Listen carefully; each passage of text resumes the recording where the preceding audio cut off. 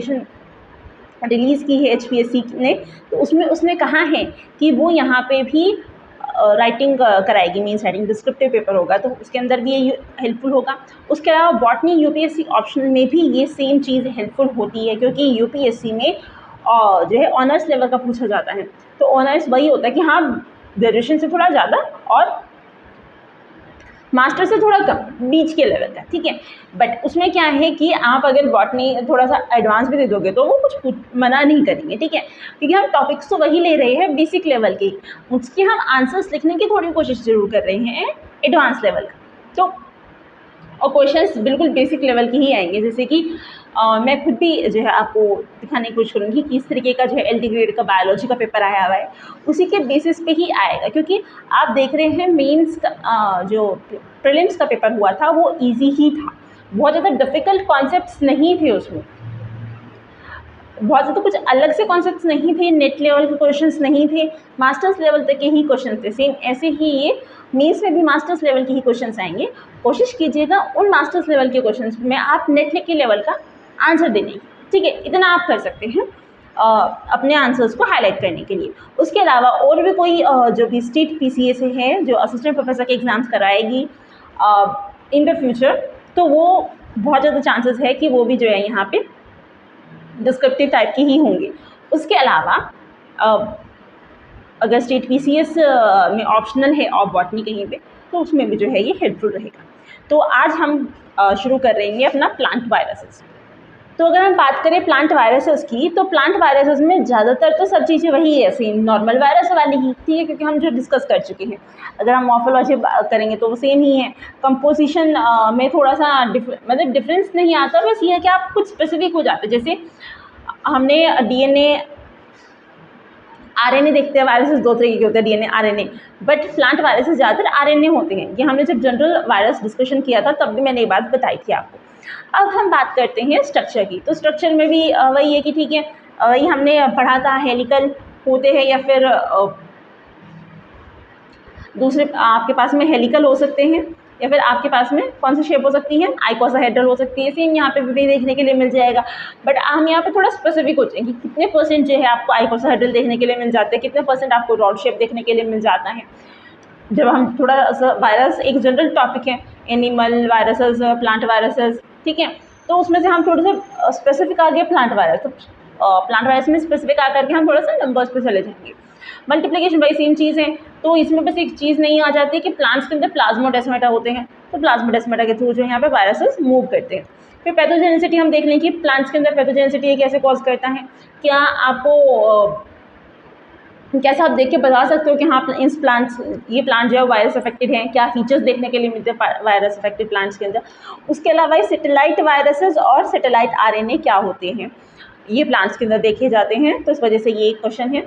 उसके अलावा कुछ जनरल फीचर्स और होते हैं, सॉरी जनरल नहीं, यूनिक फीचर्स होते हैं प्लांट वायरसेस के अंदर, मल्टीपार्टाइट स्ट्रक्चर, उसके अलावा स्प्लिट जीनोम, ये कुछ चीज़ें हैं जो प्लांट वायरस स्पेसिफिक होती हैं। तो उस वजह से ये कॉन्सेप्ट लाया गया है, क्योंकि ऐसा क्वेश्चन आ सकता है आपके में कि डिस्क्राइब द प्लांट वायरसेस और 12 मार्क्स में दे दिया, तो आप पहले स्पेसिफिक कैरेक्टर्स लिख दीजिए, जनरल कैरेक्टर्स लिख दीजिए, मतलब वायरसेस के, उसमें जो स्पेसिफिक चीज़ें हैं कुछ प्लांट वायरसेस के लिए ही, जैसे हमने मल्टीपार्टाइट कहा, स्प्लिट जीनोम कहा, ये जो चीज़ें होती हैं, कंपोजिशन DNA का थोड़ा स्ट्रक्चर कैसे होता है वायरसेस में, DNA स्पेसिफिक के एक एग्जांपल दे दीजिए कि वो रेयर होते हैं, रेयर चीज़ का आप एक तो एग्जांपल दे सकते हैं।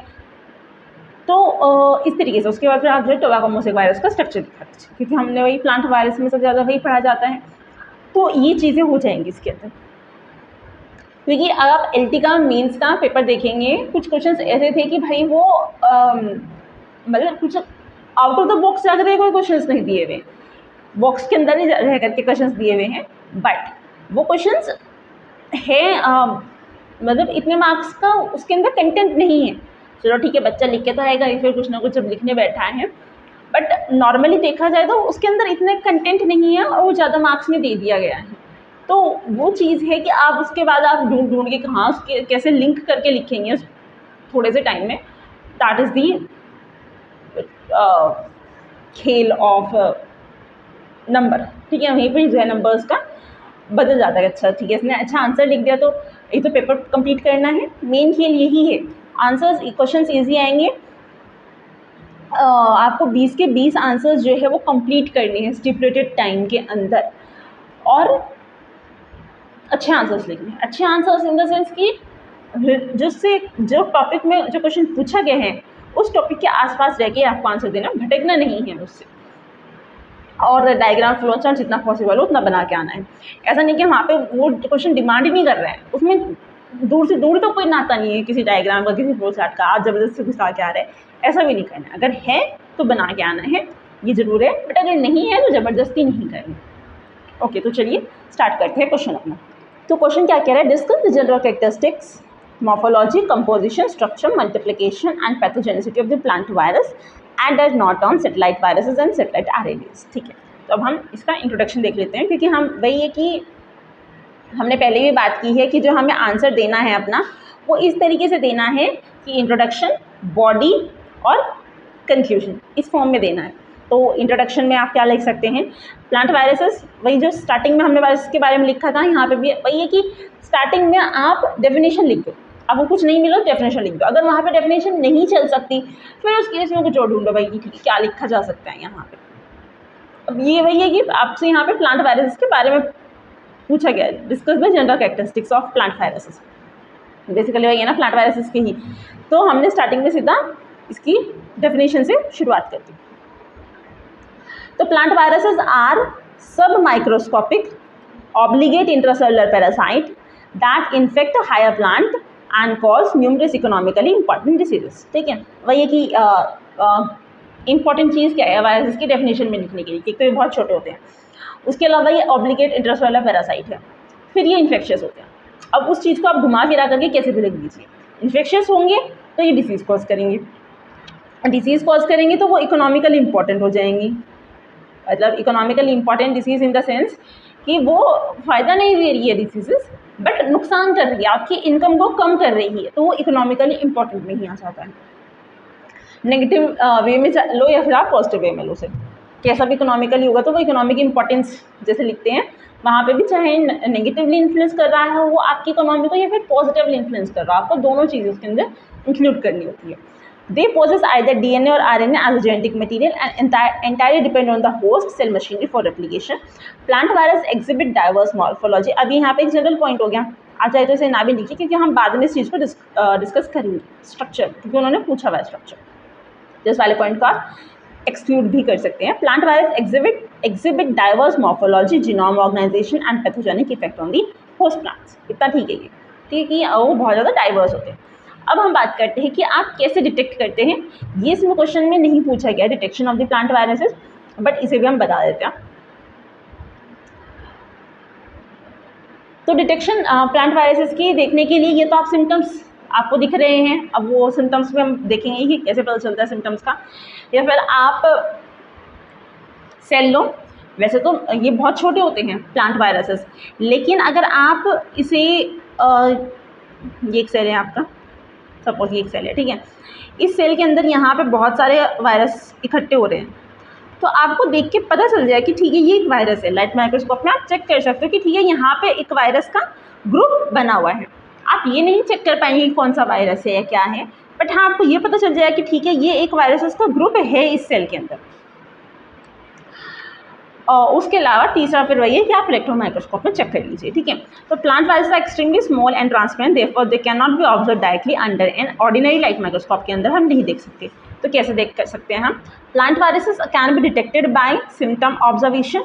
सिम्टम ऑब्जर्वेशन वही होता है कि डिसीज सिम्टम्स, उसी की बात कर रहे हैं। और infective plant provide preliminary evidence of the viral infection, ठीक है, वो आपको सबसे पहले बताएगा कि हाँ वायरल इन्फेक्शन हुआ है।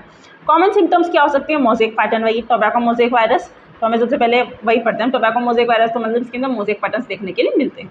और मोज़ेक पैटर्न्स देखने के लिए मिलते हैं ना, इसी वजह से वायरस कुछ वायरसेस को यूज़ किया जाता है, कुछ प्लांट्स को डिसीज़ कॉज कराते हैं हम, और वो मोज़ेक पैटर्न बना लेते हैं, तो ऑर्नामेंटली हमें देखने में अच्छा लगता है। ये भी एक काम होता है वायरसेस का। इकोनॉमिकल इंपॉर्टेंस भी लिख देते हैं इसे भी। मॉटलिंग, क्लोरोसिस, लीफ कर्लिंग और स्टंटिंग, ठीक है, लीफ कर्ल हो जाती है, प्लांट छोटा रह जाता है, क्लोरोसिस देखने के लिए मिलती है आपको। अब सेकेंड बी पॉइंट क्या है कि ऑब्जर्वेशन ऑफ इंकर्जन बॉडीज, वही जो मैं आपको बताती हूँ, many virus induce characteristic intracellular incursion bodies that can be observe under a light microscope. तो अब वो बहुत सारी इंकर्जन बॉडीज़ बना देते हैं। कुछ केसेस में जो है आपको वायरस का एक ग्रुप देखने के लिए मिल सकते हैं, फिर कुछ केसेस में आपको इंकर्जन बॉडीज़ देखने के लिए मिल सकती हैं और जो वायरस की बनाई हुई होती है। तो आपको पता चल जाता है कि ठीक है, इस तरह की इंकर्जन बॉडीज़ जो है वो वायरसेस की बनाती है। फिर इलेक्ट्रॉन माइक्रोस्कोप सबसे बढ़िया है। Electron microscope permit direct visualisation of virus particle and is useful for determining their size and the shape. तो आप शेप साइज सब अच्छे से पता कर ही सकते हैं कि कौन सा वायरस है। तो ये आता है जो हमसे पूछा गया है, morphology, composition and structure of the plant viruses. तो मॉर्फोलॉजी में ये पहले तो हम स्टार्टिंग में ये लिख देंगे कि plant virus have relatively simple structures. अब simple structure on the basis of morphology, मैंने आपसे स्टार्टिंग में कहा था कि हम मॉर्फोलॉजी में इसके साइज की शेप की बेस पे बात कर लेंगे कि दो तरीके के पाए जाते हैं, पॉलीहेड्रल और हेलिकल। और हेलिकल ज़्यादा होते हैं। आप वही याद कर लीजिए कि भैया सबसे फेमस क्या है, tobacco mosaic virus. Tobacco mosaic virus कैसा होता है, हेलिकल। तो 55% हेलिकल होते हैं, 45% पॉलीहेड्रल होते हैं। अब हेलिकल वायरसेस में ये हम पहले भी पढ़ चुके हैं कि हेलिकल वायरसेस दो तरीके के होते हैं, या तो फिलामेंटस होंगे या फिर रॉड शेप्ड होंगे। तो उसकी एग्जांपल्स दे दिए आपको। टोबैको रेटल वायरस नहीं याद रहता तो आप सीधा टोबैको मोज़ेक वायरस लिख दीजिए, ठीक है, ये तो याद रहेगा ही। अब बात आती है यहाँ पे कंपोजिशन की। आप चाहे तो इस वाले में एक मॉर्फोलॉजी में आ गए। मॉर्फोलॉजी में आपने लिखा कि पॉलीहेड्रल, ये तो पॉलीहेड्रल होते हैं, या फिर ये हेलिकल होते हैं। हेलिकल 55% और यहाँ पे शेप लिख दीजिए, और पॉलीहेड्रल 45%। फिर ये हेलिकल दो तरीके के हो सकते हैं, जैसे हमने अभी बात करी कि फिलामेंटस हो सकते हैं, फिलामेंटस या फिर रॉड शेप। और ये रॉड शेप में ना कुछ ऐसे भी होते हैं कि जैसे बैक्टीरिया होता है ना बेसिलाई, तो ऐसे में ये भी कुछ होते हैं बेसिलाई शेप। तो बेसिलाई लाइक भी इसका जो है एक आप टाइप कह सकते हैं। अब चलते हैं हम कंपोजिशन में। तो कंपोजिशन किस चीज़ से मिलकर बना हुआ होता है, न्यूक्लिक एसिड और प्रोटीन्स। ठीक है, प्रोटीन को हम यहाँ पे कैप्सिड बोलते हैं, वही सब चीज़ है। कैप्सिड की एक जो यूनिट होती है उसे हम कैप्सोमियर बोलते हैं। न्यूक्लिक एसिड, तो न्यूक्लिक एसिड दो तरीके के होंगे इसके अंदर, डीएनए और आरएनए। अब डीएनए जो है वो रेयर होते हैं, ठीक है, तो डीएनए वाले रेयर होते हैं। इसका मतलब यहाँ पे लिख दीजिए रेयर डीएनए, और मोस्टली जो है ये आरएनए होते हैं। अब रेयर के अंदर ना ये आता है कॉलीफ्लावर मोज़ेक वायरस, तो वो लिख दीजिए इसके अंदर कॉलीफ्लावर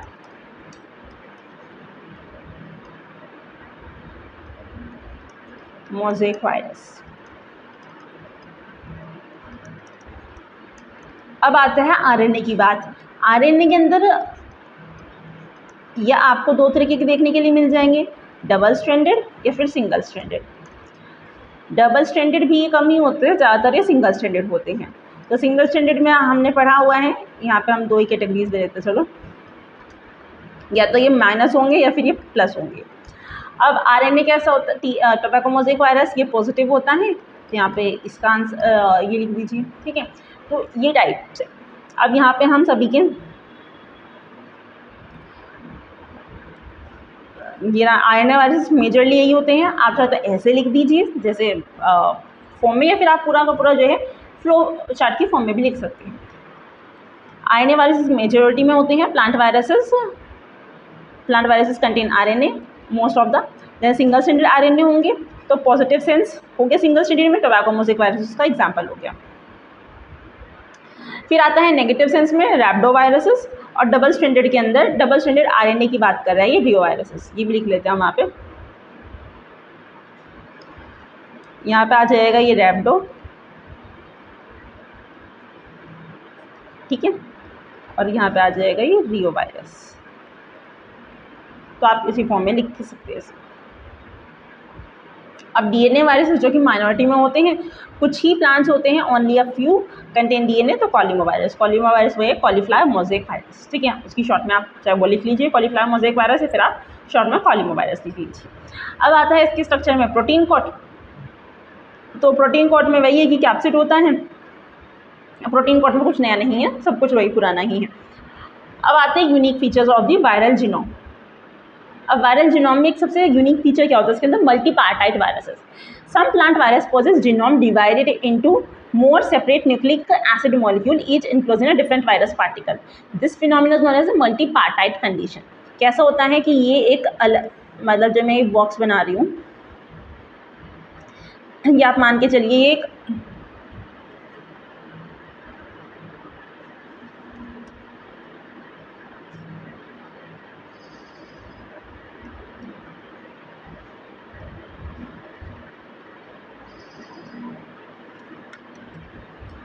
तो ये बॉक्स जो है वो उसका प्रोटीन कोट हो गया, ठीक है। अब इस प्रोटीन कोट के अंदर यहाँ पे जेनेटिक वायरस हो, जेनेटिक मटेरियल हो गया, ये कुछ भी हो सकता है, आरएनए, डीएनए, जो भी आप कंसिडर करना चाहें, ये इसका यहाँ पे जेनेटिक मतलब जीनोम हो गया, ठीक है। तो ये जीनोम है। अब इसे क्या कहेंगे आप कि तीनों मिलकर के एक वायरस बनाते हैं। तो ये तीनों एक वायरस है, ये तीनों अलग अलग वायरसेस नहीं है। अब आपको कैसे पता चलता है कि जब भी अगर आप इसमें से कोई एक को गायब कर दिया आपने, ये इन्फेक्शन कॉज नहीं करेंगे। जब ये तीनों एक साथ होते हैं तभी जो है वो इन्फेक्शन कॉज करते हैं।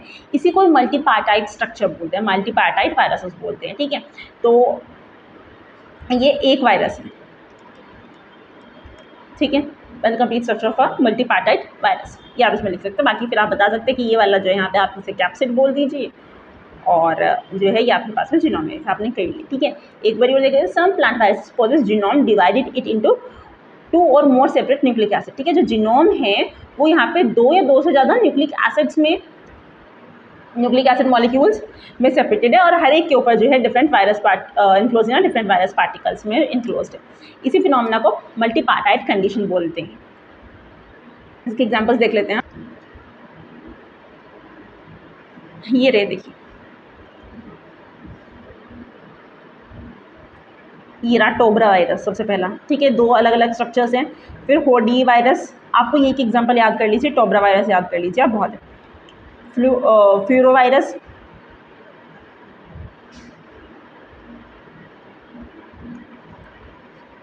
यहाँ से ज़्यादा छोटे होते हैं। पैक्लू वायरस, पोमो वायरस, बेनी वायरस, ठीक है, ये हो गए। उसके अलावा ऑर्मिया वायरस, ये यहाँ पे दिए हुए हैं। अल्फा मो वायरस, ये बहुत सारे जो ये अलग अलग स्ट्रक्चर्स है ना, ये अलग अलग स्ट्रक्चर के अंदर जीनोम प्रेजेंट होता है, और जब ये इकट्ठे होते हैं तभी जो है ये डिसीज कोज कर सकते हैं। तो इसे कोई हमने मल्टीपार्टाइट स्ट्रक्चर कहा है, ठीक है। अब दूसरा एक और स्ट्रक्चर, तो यहाँ पे टोबैको रेटल वायरस देख लीजिए आप, अल्फा मोज़ेक वायरस, वो अभी देख रहे थे आप, कोई सा भी क्या है। फिर टोब्रा वायरस, टोब्रा भी आप देख सकते हैं, ढोबरा से टोब्रा, जो आपको सही लगे, टोब्रा वायरस, ठीक है। उसके अंदर 2 पार्टिकल्स होते हैं, 2 रोड्स में आप कह सकते हैं। In multipartite virus all genome components must infect the same host cell for successful multiplication and normal disease development. तो वही बात कह थी जो मैंने आपको पहले बता रही थी कि मल्टीपार्टाइट वायरसेस के अंदर जितना भी जीनोम कंपोनेंट हैं, वो मतलब सारे जीनोम कंपोनेंट, पूरा जीनोम कंपोनेंट जो है वो इन्फेक्ट करेगा एक ही होस्ट को सक्सेसफुल मल्टीप्लिकेशन के लिए और डिसीज डेवलपमेंट के लिए। अगर ये अलग अलग हैं तो मल्टीप्लाई नहीं कर पाएंगे, मल्टीप्लाई नहीं करेंगे तो डिसीज डेवलप नहीं होगी, ठीक है। जब ये सारे मिलके डिसीज एंटर करते हैं, मल्टीप्लाई कर किसी एक होस्ट के अंदर जाते हैं, तभी ये मल्टीप्लाई कर सकते हैं और अपनी डिसीज डेवलप कर सकते हैं। ऐसे ही हमें पता चला कि अगर हमने स्टडी करके देखा, अगर 2 स्ट्रक्चर्स हैं तो डिसीज़ नहीं डेवलप कर रहे हैं, तीनों आगे तो डिसीज़ डेवलप कर रहे हैं, ऐसे। अब बात करते हैं हम सेगमेंटेड जीनोम की। ये एक और कॉन्सेप्ट है जो यूनिक होता है प्लांट्स के लिए। In segmented viruses the genome consist of 2 और more nucleic acid molecules but all are packaged within a single virus particle. अब हम बात क्या करते थे कि ज़्यादातर हमने देखा, चलो एक HIV का केस होता है, उसके अंदर 2 आपको देखने के लिए मिलते हैं, पर वो दोनों एक जैसे ही होते हैं। यहाँ पे क्या होगा, आपके पास में जीनोम कंसिस्ट, इसके अंदर ये होगा कि ये एक जीनोम है, मतलब ये इसका एक कैप्सिड है, स्ट्रक्चर है। अब इसके अंदर यहाँ पे ये जीनोम है, तो ये ऐसे टुकड़ों टुकड़ों में होगा जीनोम, तो उसे कोई जो है यहाँ पे सेगमेंटेड जीनोम कहा गया है कि सेगमेंटेड वायरसेस के अंदर, ये वायरसेस के अंदर segmented genome consist genome present होता है जो 2 या मोर न्यूक्लिक एसिड मॉलिक्यूल्स की फॉर्म में होता है, लेकिन वो सारे एक ही वायरस पार्टिकल के अंदर पैक्ड होते हैं, उसी को हम सेगमेंटेड जीनोम बोल देते हैं। ठीक है, ये दो कॉन्सेप्ट है, मल्टीपैटर और सेगमेंटेड, जो कि यूनिक होते हैं। अगर प्लांट वायरस पे आता है तो ये आपको डेफिनेटली मेंशन करके आनी है। तो अब आता है आपके पास में third, multiplication of the plant viruses. तो उसमें भी कुछ अलग नहीं है, सेम ही है, जैसे हमने जनरल में भी देखा, बैक्टीरियोफेजेस में भी देखा, सेम वही है कि प्लांट वायरसेस में भी वही है, are obligate intercellular parasite and utilize the metabolic machinery of host cell for the replication, same चीज़ है।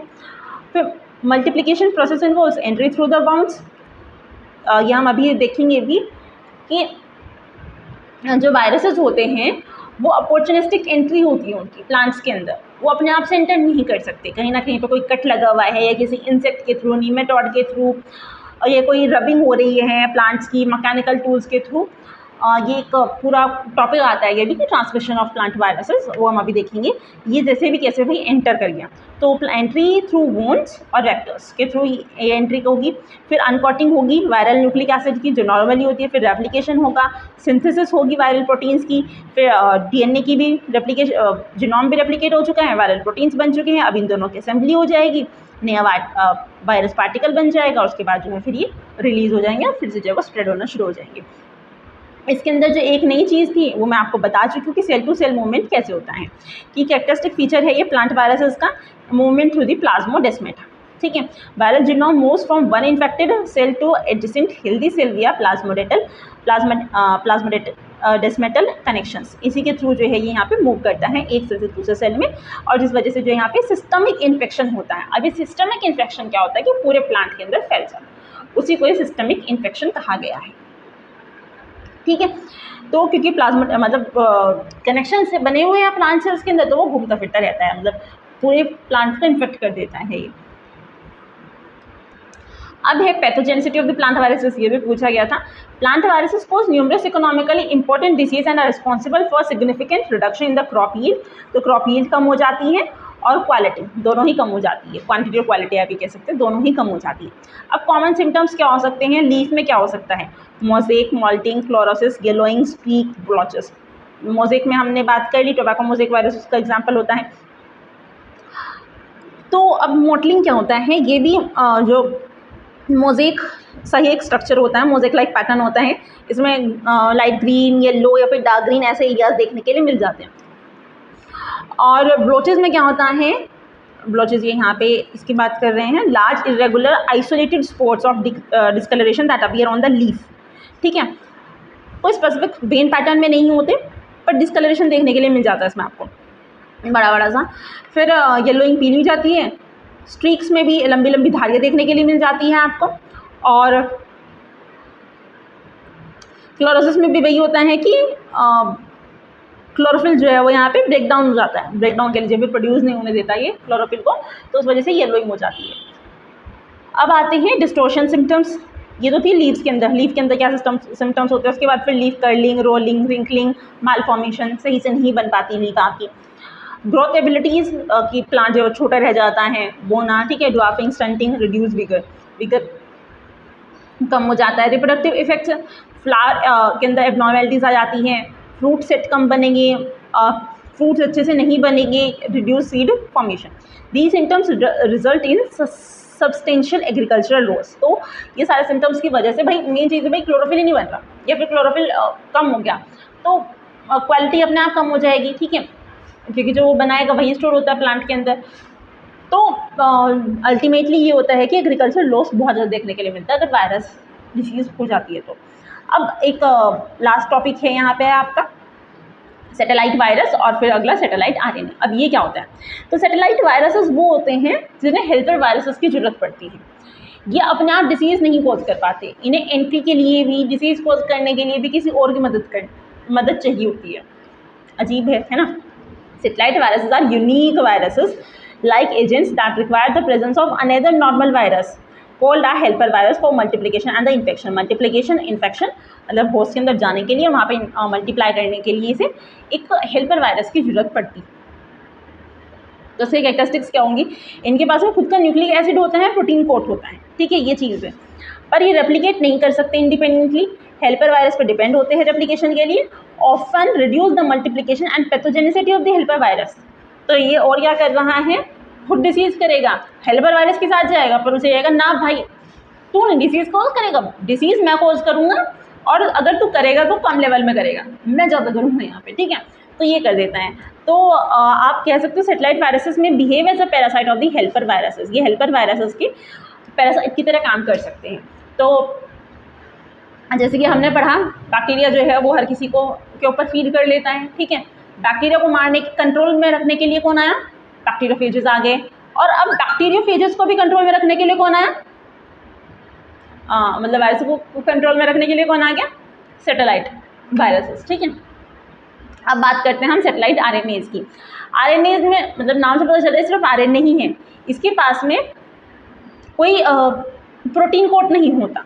तो satellite RNAs are small RNA molecule associated with the certain plant viruses, ये प्लांट वायरसेस से ही एसोसिएटेड होते हैं, और ये स्मॉल आरएनए मॉलिक्यूल्स है बस। ये लीनियर सर्कुलर कैसा भी हो सकता है, पैकेज होता है ये वायरॉन के अंदर ऑफ मल्टीपार्टाइट वायरसेस। जो मल्टीपार्टाइट वायरसेस होते हैं जो हम अभी पढ़ के आए हैं, उसका जो वायरस पार्टिकुलर्स के अंदर जो है ये पैकेज होगा हुआ होता है। शो लिटिल और no sequence similarity with the helper virus RNA. Satellite RNAs खुद के बलबूते पर डिसीज़ नहीं कॉज कर सकता, उसे हेल्पर वायरस की जरूरत पड़ती है, ठीक है, वो मल्टीपार्टाइट वायरसेस के साथ में ज़्यादा पैकेज होके और फिर जो है वो डिसीज़ कॉज करता है। Depend upon helper virus for the replication, तो ये भी हेल्पर वायरस पे डिपेंड करता है। और अभी हमने ऊपर क्या पढ़ा, सेटेलाइट वायरस, वो भी हेल्पर वायरस पे डिपेंड करता है। अब इफेक्ट्स क्या करता है ये, तो ये भी जो है मतलब ये कुछ भी कर सकता है, इंक्रीज़ भी कर सकता है डिसीज सीवियरिटी को, डिक्रीज़ भी कर सकता है, क्योंकि मल्टीपार्टाइट के साथ में गया था, तो अब हो सकता है ये उसके इफेक्ट को कम कर दे या और ज़्यादा बढ़ा दे। तो वही आ गया कि मॉडिफाई कर सकते हैं सिम्टम एक्सप्रेशंस को। Thus they play an important role in determining the outcome of the viral infection. तो वायरल इन्फेक्शन कैसा होगा वो इन पर डिपेंड करेगा, ठीक है। अब हम कंक्लूजन की बात कर लेते हैं, क्योंकि हमारी हमने इंट्रो देख लिया, बॉडी देख ली और कंक्लूजन देख लिया, मतलब कंक्लूजन देख लेते हैं अब। Plant viruses are highly specialized obligate intracellular pathogen characteristic by simple morphology। यहाँ पे बता दें कि सिंपल मॉर्फोलॉजी होती है इसकी, जिनोम डाइवर्स ऑर्गेनाइजेशन है, इफिशिएंट मैकेनिज्म होता है इनके पास में भी मल्टीप्लिकेशन और स्प्रेडिंग का। They are pathogenic, affects cause serious agricultural loss worldwide, पूरी दुनिया में बहुत तहलका मचा देते हैं। स्पेशल फॉर्म्स है इसकी, जैसे कि multipartite viruses, satellite RNA, demonstrate the remarkable diversity and complexity of the plant viral system, ठीक है, डाइवर्सिटी और कॉम्प्लेक्सिटी को बताते हैं ये। Understanding this characteristic is essential for accurate diagnosis. अगर आपको एक्यूरेट डायग्नोसिस करना है तो आपको पता होना चाहिए डिसीज मैनेजमेंट के लिए और development of the disease virus resistant plant crops, ठीक है, तो आपको इनके बारे में पता होना चाहिए। वायरल जो मल्टीपार्टाइट वायरसेस क्या होते हैं, सेटेलाइट वायरसेस क्या होते हैं, सेटेलाइट आरएनए क्या होते हैं। अब ये ना कि आप यहाँ पे कंक्लूजन में ना आपको, आप बाकी का भी काम ना करो, आप इतना लिख दो कि ये रहा यहाँ से स्पेशल, मतलब इसमें वाले को कट कर सकते हो, बहुत ज़्यादा हो जाएगा, ज़्यादा कंटेंट में दिया हुआ है जो आपको सही, ऑफकोर्स आप अच्छे खासे पढ़े लिखे हैं, है ना, और हमें तो ये होता है ना कि यार आप पीएचडी कर रहे हैं तो आप भी अपने उसमें मशहूर हैं, तो कहीं से कोई हेल्प मिल जाए। तो सेम वही चीज़ है कि मैं आपको कंटेंट प्रोवाइड कर रही हूँ, सब कुछ प्रोवाइड कर रही हूँ, आप जो आपको सही लगता है आप अपना लिखिए, है ना। तो यहाँ पे क्या है स्पेशल फॉर्म्स, तो आप ये लिख दीजिए कि आपको स्पेशल फॉर्म्स का क्यों पता होना चाहिए या आपको वायरस के बारे में क्यों पता होना चाहिए, क्योंकि अगर आपको ये सब कुछ पता होगा तो आप एक तो डिसीज़ मैनेजमेंट अच्छे से कर सकते हैं, एक्यूरेट डायग्नोसिस कर सकते हैं, और दूसरा जो है आप जो disease virus resistant crop varieties होती है वो आप अच्छे से डिज़ाइन कर सकते हैं, ठीक है। तो आई होप ये आपको अच्छे से समझ आया होगा। इसमें कोई दिक्कत हो तो आप कमेंट सेक्शन में कर सकते हैं। आपको ये लेक्चर कैसा लगा ये कमेंट सेक्शन में ज़रूर बताइएगा, और बाकी वीडियोज़ के लिए मिलते हैं अगले वीडियोज़ में। Till then take care, bye bye.